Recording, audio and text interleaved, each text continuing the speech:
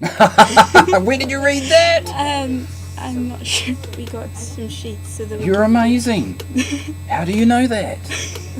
Because I never really could cook, because I was a useless man.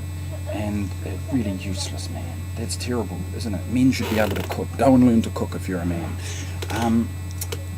But I have a daughter, and she was little, and I just used to eat pies out of the gas station. Do you have pies? Yeah. Really bad food. Terrible. And then I had a little daughter, and that was fine for her, because she just drank milk. That's easy.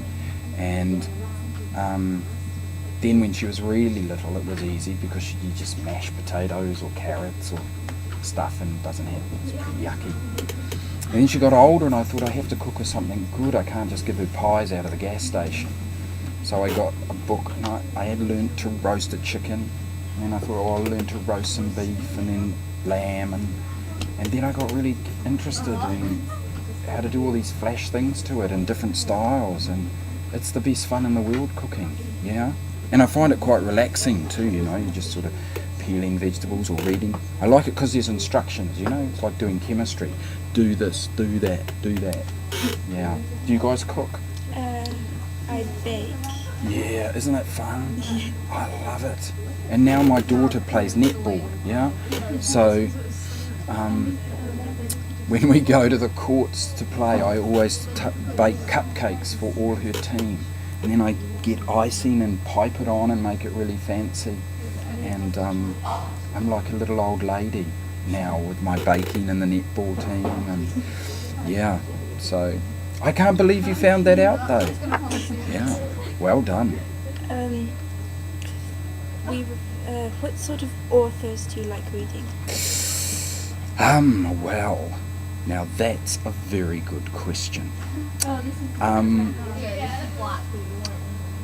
One of the people I really loved reading, particularly when I was younger, was a poet called William Carlos Williams.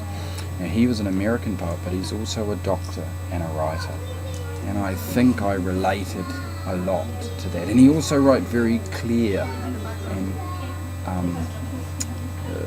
poetry that I could understand, and talk to me about the world that I knew. And so he was someone I really liked to read when I was younger. But also too, I think, in many ways, to tell you the real truth, I don't read as much as I should. I always feel bad about that. But a lot of influence comes from listening to people around me. Does that make sense? So it's not so much reading stuff in a book, although there's always things that I get inspired by. But when I work as a doctor, as a doctor you get lots of different patients come and see you all day, and they're all different, just like your schoolmates. There's all different personalities. Some are tall, they come in different shapes and sizes. Some tall, blue-eyed, some brown-eyed, girls, boys, some who talk like this, some who talk like that. All these different personalities and the way they talk. And some are shy, and some can't, never stop talking. And they're like characters in a book. So my job is like reading a book every day. Here's all these characters, here's the way they talk.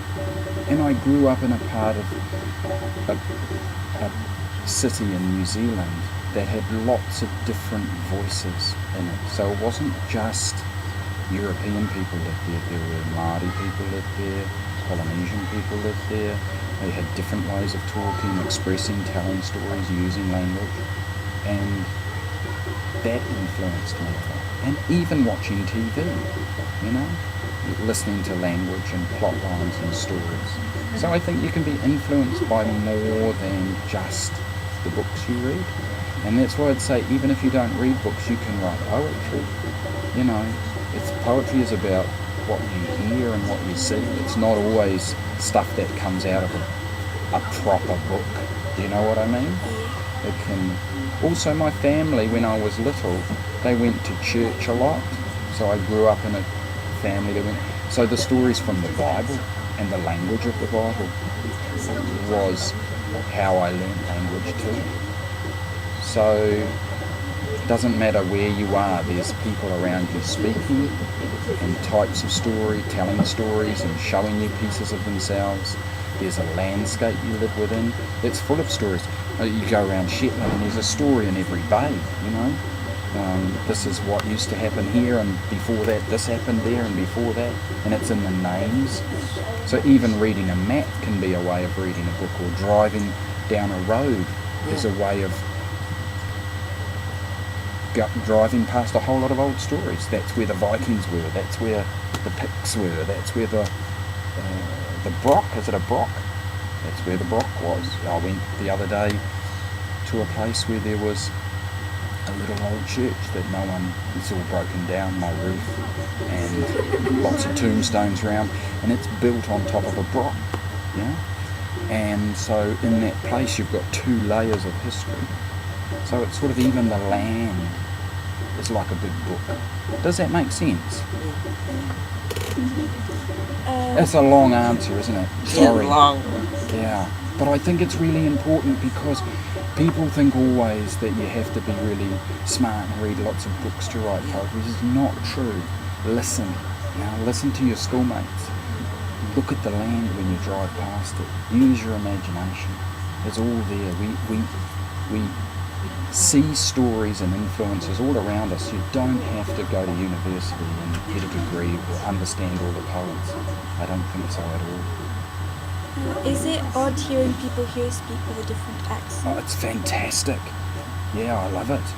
I was sitting on the ferry across from Yell, and there was 6 men sitting at a table. I think they were workmen on their way, and I just sat behind them because it was in the sun and I wanted to be warm, and listened to them talk. And I hadn't got they were speaking English, but I haven't got a clue what they were talking about.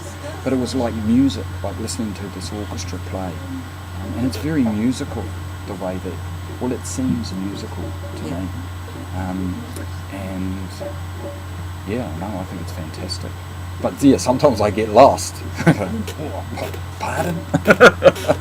But then I must sound weird to you guys too. So.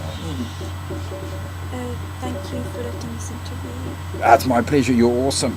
Yeah, fantastic.